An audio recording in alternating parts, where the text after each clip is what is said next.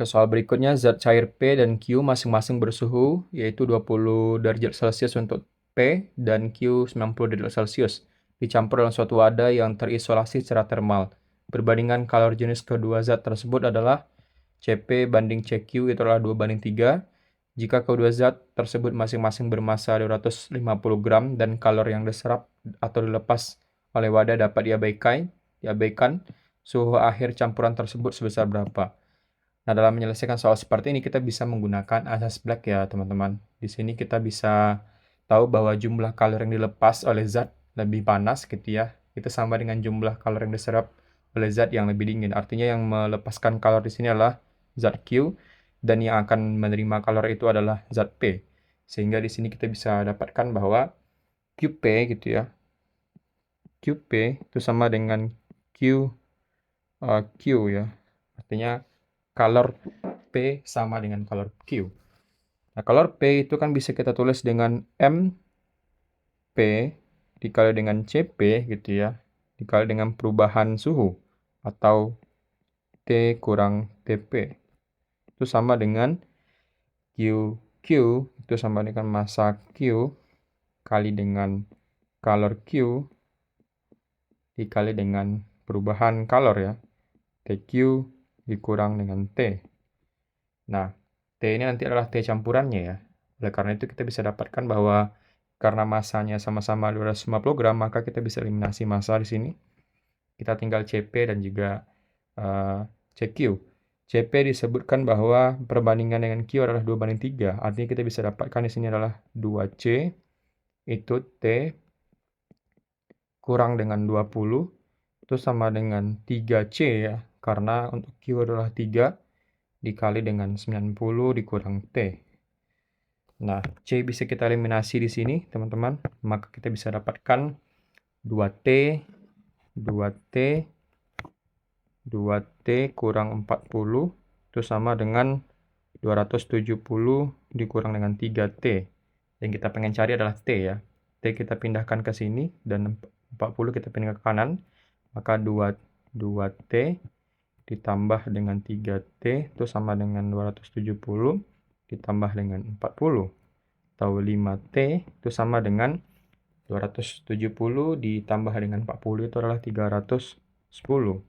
Sehingga T itu sama dengan 310 dibagi dengan 5 itu sama dengan 62 ya. 62 derajat Celcius. Artinya suhu campurannya adalah 62 derajat Celcius. Jawaban tepat adalah jawaban yang C untuk kasus ini. Selanjutnya kita punya suatu batang tengkorak dinosaurus Parasaurolophus ya, memiliki rongga hidung yang membentuk tabung panjang yang terbuka di salah satu ujungnya. Dinosaurus diyakini menghasilkan suara dengan melewatkan udara melalui rongga dan mengatur mode dasar di dalamnya. Dengan memodelkan rongga tersebut sebuah tabung yang salah satu ujungnya terbuka dan panjangnya 2,5 meter. Jika kecepatan bunyi di udara adalah 340 meter per second, frekuensi dasar dan nada dasar pertama yang dapat dihasilkan adalah. Nah, untuk kasus tabung dengan satu ujung tertutup ya. Tabung ujung tertutup dan satu ujung lagi terbuka gitu ya. Dan satu terbuka. Frekuensi resonansi yang terjadi pada gelombang itu adalah hanya terjadi pada gelombang ganjil ya. Artinya kita bisa tuliskan untuk frekuensi rumusnya adalah Fn atau frekuensi ke N gitu ya. N dikali dengan kecepatan dibagi dengan 4 dikali dengan L. L itu adalah panjang dari tabungnya. Maka kalau misalkan di sini kita ingin cari adalah nada dasar, artinya N itu kan mulai dari 1, 3, 5, dan seterusnya ya. Berarti nada dasar itu adalah ketika N sama dengan 1.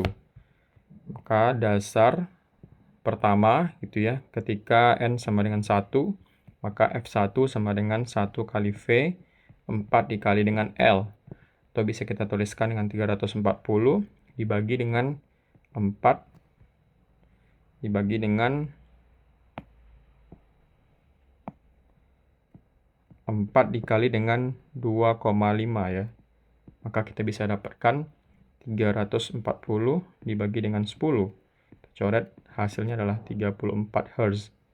Nah, itu untuk dasar pertama. Berikutnya untuk dasar kedua, artinya N sama dengan 3.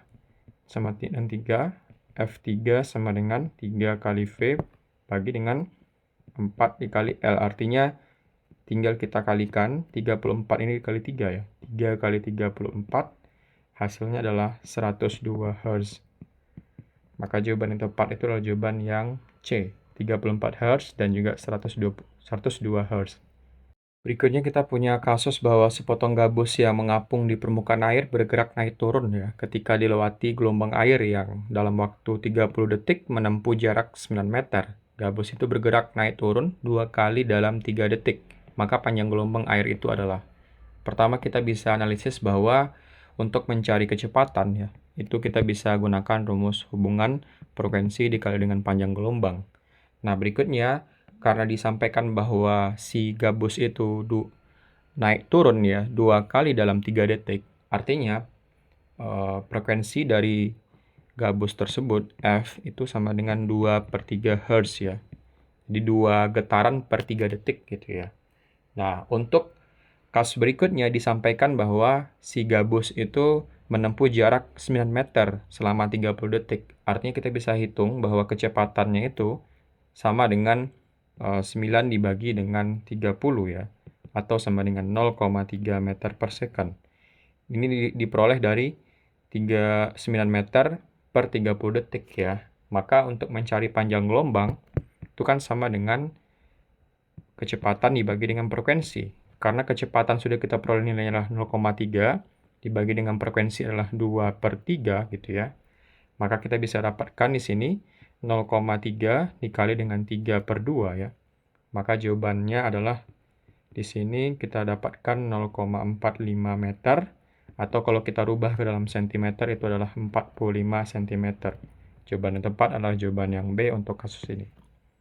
Pembahasan soal berikutnya, kita punya kasus bahwa salah satu besaran dalam fisika adalah daya listrik.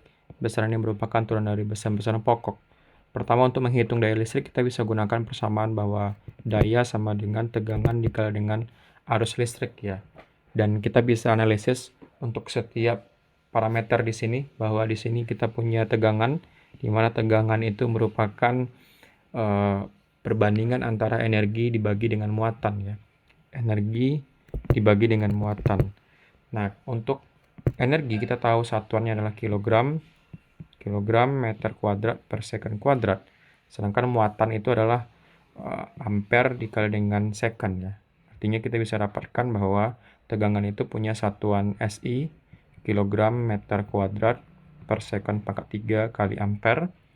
Karena untuk daya P sama dengan V kali I ya, kita dapatkan kilogram meter kuadrat second pangkat 3 kali ampere, dan arus itu satuannya adalah ampere. Maka kita bisa eliminasi ampere di sini. Kita dapatkan persamaan kilogram meter kuadrat per second pangkat 3. Nah, kalau kita cek masing-masing besaran pokok yang punya satuan kilogram, meter, dan juga second, itu adalah massa, panjang, dan juga waktu ya. Maka jawaban yang tepat dalam kasus adalah jawaban yang B, massa, panjang, dan waktu. Pertama adalah enzim yang berperan dalam proses replikasi adalah kita punya opsi amilase, protase, helikase, dan selulase. Nah, kita coba cek dulu bagaimana fungsi dari setiap enzim ya. Pertama kita bisa tahu bahwa helikase itu berfungsi membuka dan memisahkan untai ganda DNA menjadi 2 untai tunggal sehingga proses replikasi dapat dimulai gitu ya. Berikutnya amilase memecah karbohidrat amilum tidak terlibat dalam replikasi. Berikutnya protase, protease memecah protein tidak terlibat dalam replikasi. Selulase memecah selulosa pada tumbuhan tidak terkait dengan replikasi DNA. Jadi jawaban yang benar adalah C. Helikase. Berikutnya adalah bakteri yang digunakan untuk proses cloning adalah A. Escherichia coli, terus B. Bacillus subtilis, C. Escherichia coli, dan D. Streptococcus ya, SP. Nah, kita coba cek fungsi dari setiap bakteri ya. Pertama, E. coli itu merupakan strain khusus ya dari E. coli yang desain untuk efisiensi cloning DNA.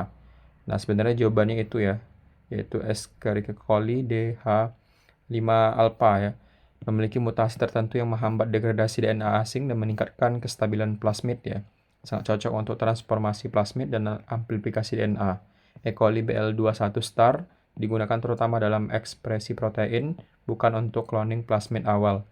Bacillus subtilis dan Streptococcus sp bukan pilihan utama untuk cloning gen dalam rekayasa genetika modern. Jadi jawaban tepat adalah jawaban yang A. Mekanisme yang terjadi dalam kontraksi otot.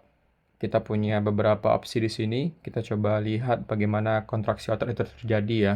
Kontraksi otot terjadi berdasarkan teori filamen geser ya, atau shedding filamen teori, di mana filamen aktin dan miosin saling bergeser tanpa memendek ya. Tapi sarkomer sebagai unit kontraktil otot memendek. Jadi zona H mengecil atau hilang karena filamen aktin masuk ke dalam area filamen miosin. Jarak antar garis Z, zona Z, juga menjadi lebih dekat, bukan lebih panjang ya. Kalau misalkan kita cek opsi semua, jawaban yang tepat itu adalah jawaban yang D, yaitu adalah memendeknya ukuran otot akibat zona Z lebih panjang dan zona H lebih pendek yang memerlukan energi dari pemecahan ATP.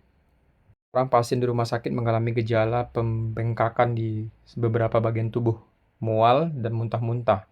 Hasil pemeriksaan urin menunjukkan keruh dan berbusa. Penyakit yang diderita tersebut adalah, kita lihat bahwa albuminuria adalah kondisi di mana terdapat albumin, protein darah dalam urin secara abnormal. Protein dalam urin menyebabkan urin berbusa karena sifat protein yang menghasilkan busa saat diguncang. Kehilangan protein lewat urin menyebabkan penurunan tekanan osmotik darah, menyebabkan edema ya. Jadi jawaban yang tepat itu adalah jawaban yang C, yaitu albuminuria ya. Sementara opsi yang lain itu kurang tepat.